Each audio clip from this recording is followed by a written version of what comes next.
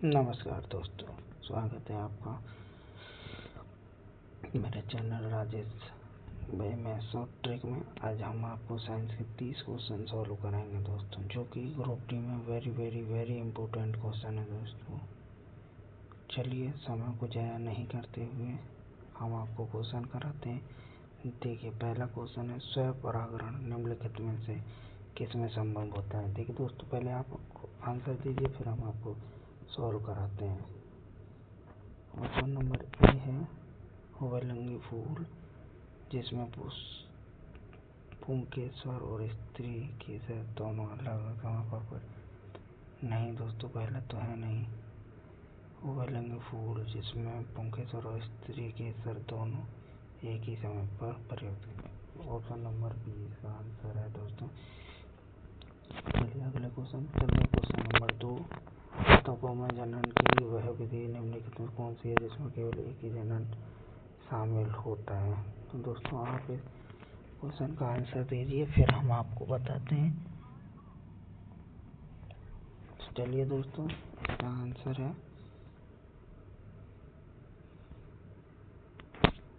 Option number A. अगला question, sodium hydroxide किस प्रक्रिया से तैयार होता है। तो इसका आंसर दीजिए दोस्तों। तो सोडियम हाइड्रोक्साइड किस प्रक्रिया से तैयार होता है। तो इसका आंसर है ऑप्शन नंबर बी है, क्लोरोएल्कली प्रक्रिया से। अगला क्वेश्चन है दोस्तों, अगला क्वेश्चन है, निम्नलिखित में कौन सी अपक्रिया उदासीन करण अपक्रिया को निरूपित नहीं करती है। तो बताइए दोस्तों, फिर हम आपको बताते हैं इसका आंसर कौन सा है। फास्ट रिवीजन करेंगे दोस्तों। तो चलिए दोस्तों, इसका ऑप्शन है ऑप्शन नंबर सी, NaCl + CO2 + H2O। अगला क्वेश्चन दोस्तों, क्वेश्चन नंबर 5, विद्युत धारा ले जाने वाली एक लंबी सीधी परानलिका के अंदर चुंबकीय क्षेत्र होता है। तो बताइए दोस्तों इसका। तो इसका आंसर है दोस्तों option number D. Option number D, एक समान और परिनालिकाओं के अक्ष के समांतर होता है। चलिए अगले क्वेश्चन पर चलते हैं। क्वेश्चन नंबर 6, ऑक्सीकरण होने पर सिल्वर का रंग बदलता है, डैश हो जाता है, और कॉपर का रंग बदलकर डैश हो जाता है। तो बताइए दोस्तों। देखिए दोस्तों, ये बहुत वेरी इम्पोर्टेंट क्वेश्चन है आने वाले ग्रुप डी के लिए, और नया 2026 में जो आने वाला है ग्रुप डी, उसके लिए भी बहुत इम्पोर्टेंट क्वेश्चन है दोस्तों। तो क्वेश्चन नंबर 6 का आंसर आप बताएंगे। आशा करता हूँ कि अब तक आपने बता दिया होगा। तो इसका रंग होगा, ऑक्सीकरण होने पर सिल्वर का रंग काला और कॉपर का रंग हरा हो जाता है। तो ऑप्शन नंबर ए इसका आंसर है। चलिए अगले क्वेश्चन पर चलते हैं। क्वेश्चन नंबर 7, पेयजल को रोगाणु नाशित करने के लिए विन्यास चूर्ण का उपयोग क्यों किया जाता है। ऑप्शन नंबर ए है, जल की कठोरता को कम करता है। ऑप्शन नंबर बी है, यह एक अम्लीय माध्यम प्रदान करता है। ऑप्शन नंबर ए, यह क्लोरीन का विमोचन करता है, जो कि को नष्ट करता है। ऑप्शन नंबर सी है, यह जल को उदासीन करता है। तो बताइए दोस्तों कौन सा है। तो उसका आंसर है दोस्तों option number C. Option number C इसका आंसर है दोस्तों, सी इसका नंबर आंसर है। तो चलिए अगले क्वेश्चन पर चलते हैं दोस्तों। अगला क्वेश्चन नंबर 8। क्वेश्चन नंबर 8 है दोस्तों, निम्नलिखित में कौन सा सोडियम हाइड्रोक्साइड के साथ हाइड्रोक्लोरिक अम्ल के उदासीनीकरण का उत्पाद है। तो बताएंगे दोस्तों आप कौन सा है। तो इसका आंसर है option number A. Option number A, sodium chloride और जल। चलिए अगला क्वेश्चन देखते हैं दोस्तों। तो अगला क्वेश्चन है,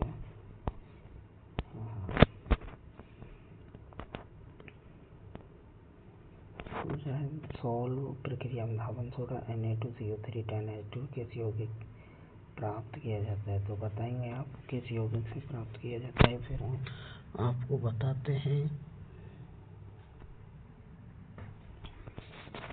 सोडियम क्लोराइड इसका आंसर हो जाएगा दोस्तों। चलिए अगले क्वेश्चन पर चलते हैं दोस्तों। 10 नंबर क्वेश्चन है, कार्बन का कौन सा गुण उसे लंबी श्रृंखला और गोले बनाने की सुविधा देता है। तो बताएंगे दोस्तों आप।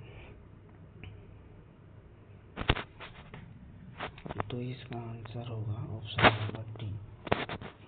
ऑप्शन नंबर डी का आंसर होगा दोस्तों, एक अलावा बनाने की प्रक्रिया से। चलिए नंबर अगला, प्रतिरोधकियों के श्रेणी क्रम संयोजन प्रतिरोधक में वोल्टता किस प्रकार वर्तित होती है। तो बताएंगे दोस्तों इसका आंसर है डी, प्रतिरोध के अनुक्रमानुपाती के रूप में।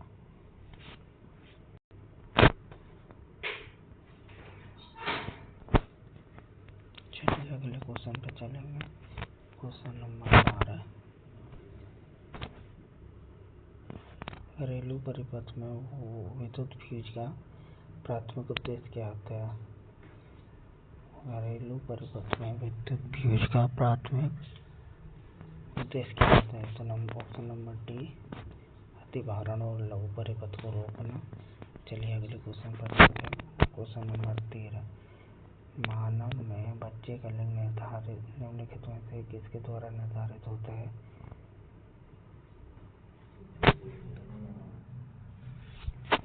तो दोस्तों इसका आंसर होगा ऑप्शन नंबर सी। चलिए अगले क्वेश्चन पर चलते हैं। क्वेश्चन नंबर 14, हाइड्रा द्वारा पुनरुत्पादक कोशिकाओं का उपयोग के लिए किया जाता है। तो हाइड्रा मकुलन द्वारा प्रजनन करता है दोस्तों। चलिए अगले क्वेश्चन पर चलते हैं। क्वेश्चन नंबर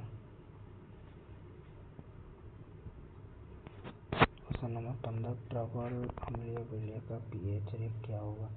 देखिए 12 से 14 क्षार होगा, 10 से 11 क्षार होगा, 4 होगा। तो ऑप्शन नंबर सी इसका आंसर हो जाएगा। चलिए दोस्तों अगले को 16 क्वेश्चन पर चलते हैं। यदि किसी बच्चे को पिता से वंशगत वाई गुणसूत्र प्राप्त होता है तो बच्चे का लिंग क्या होगा। तो अगर वाई गुणसूत्र पिता से प्राप्त होगा तो बच्चे का लिंग क्या होगा। तो वो लड़का नर होगा, यानी कि बॉय होगा। अगर एक्स होगा तो दोस्तों गर्ल होगी, यानी कि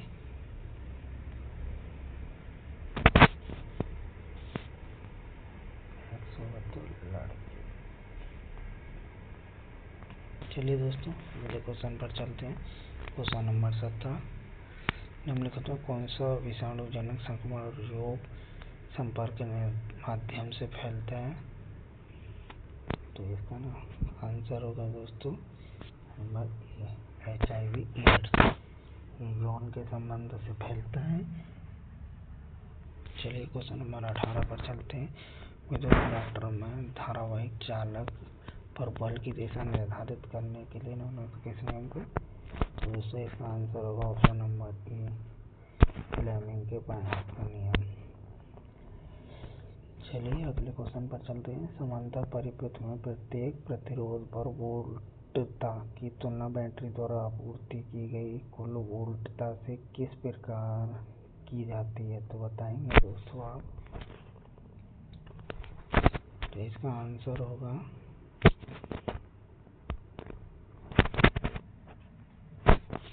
option number B. Option number B होगा दोस्तों। ऑप्शन नंबर बी होगा इसका आंसर, बी। चलिए दोस्तों अगले क्वेश्चन पर चलते हैं। धारा आई शक्ति P और वोल्ट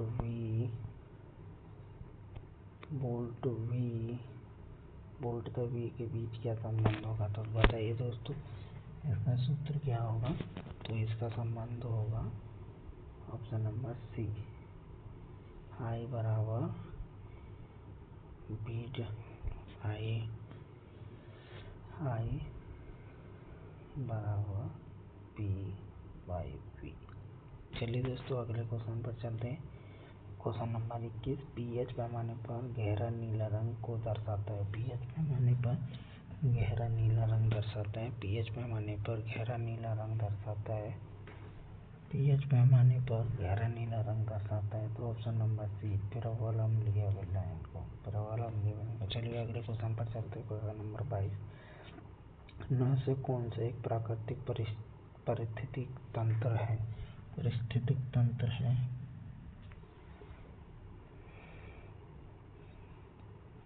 तो 1, इसका आंसर होगा 1। चलिए 23 नंबर क्वेश्चन पर चलते हैं दोस्तों। जब भी विद्युत परिपथ से संयुक्त चुंबकीय क्षेत्र में कोई परिवर्तन होता है तो एक ईएमएफ प्रेरित होता है। इसकी व्याख्या किस नियम के द्वारा की गई है। तो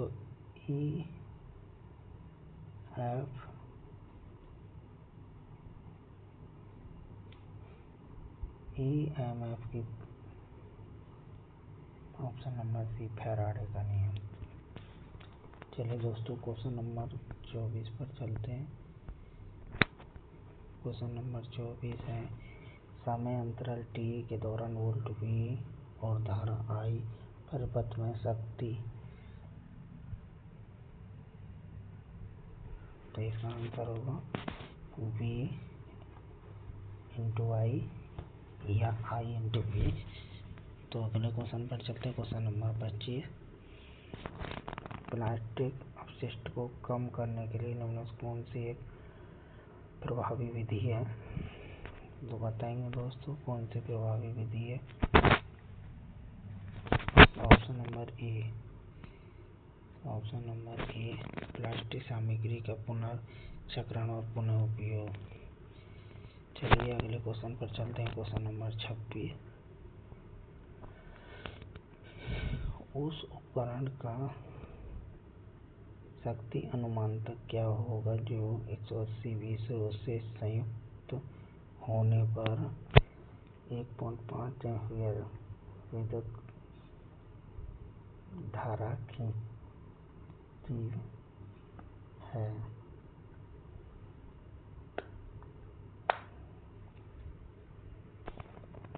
बताइए दोस्तों।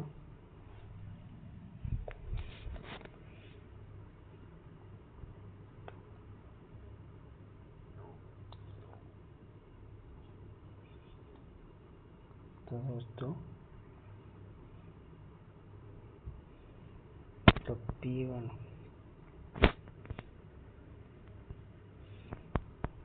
बराबर I इंटू V। तो P बराबर 180 1.75 बटे 100। 25 से 4 बार 25 से 7 बार 4 से 45 बार 45 बार 7 300 नंबर सी। चलिए अगले क्वेश्चन पर चलते हैं। बीजों के प्रकीर्णन का कारक निम्न में से कौन सा है। तो बताएंगे दोस्तों। ऑप्शन नंबर सी सूर्य प्रकाश। अगले क्वेश्चन 28 नंबर क्वेश्चन है दोस्तों। निम्नलिखित में कौन सी सामग्री अजीवनीकरणीय होती है। बताइए दोस्तों 28 number option.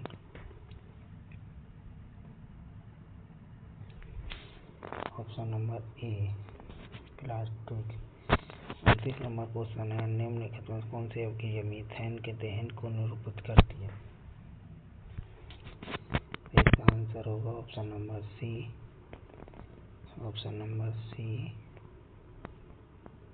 CH4 plus CO2 2H2।